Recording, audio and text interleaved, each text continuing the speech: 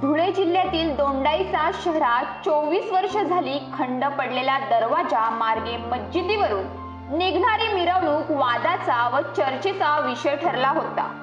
दोंडाईचा शहर परिसरात कायदा सुव्यवस्थेचा प्रश्न निर्माण होऊन दंगलमय परिस्थिती निर्माण झाली होती।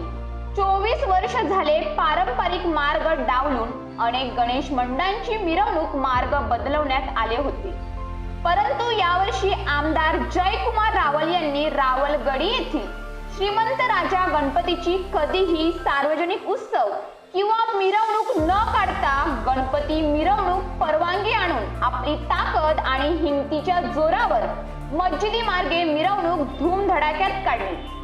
त्यामुळे अनेक वर्ष झाले विराजमान असलेले गणपती यांना का परवानगी मिळून दिली नाही असा देखील रोष निर्माण झाला आहे।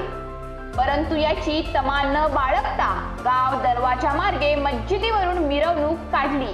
ही मिरवणूक शांततेत सुव्यवस्थित व्हावी याकरिता दोंडाईच्या शहरात पोलिसांचा फार मोठा ताफा आला होता। त्यामुळे पोलीसमय दोंडाईचे शहर दिसत होते।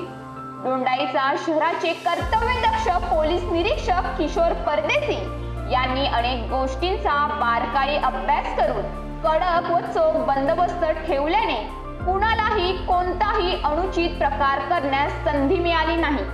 त्यामुळे अनेक समाजकंटकांचा मनात असलेला दूषित हेतू साध्य होऊ शकला नाही। मिरवणूक शांततेत पार पाडावी, काही गालबोट लागू नये त्याकरिता शिरपूर विभागाचे DYSP भागवत सोनवणे, गुन्हे अन्वेषण विभाग धुळे श्रीराम पवार, नरडाणाचे पोलीस उपनिरीक्षक निलेश मोरे, शिरपूर तालुक्याचे पोलीस निरीक्षक जयपाल हिरे, दोंडाईचा पोलीस स्टेशनचे किशोर परदेशी, शिंदखेडा तहसीलदार संभाजी पाटील, दोंडाईचा नपाचे मुख्याधिकारी देवेंद्र परदेशी, सहाय्यक पोलीस निरीक्षक भागवत पाटील, उपनिरीक्षक हेमंत राऊत, नकुल कुमावत, राज्य राखीव पोलीस दलासह धुळे जिल्ह्याचे पोलीस व दोंडाईचा शहराच्या पोलिसांनी आपली भूमिका यशस्वीरित्या राबवल्याने मिरवणूक धूमधडाक्यात व शांततेत पार पडली।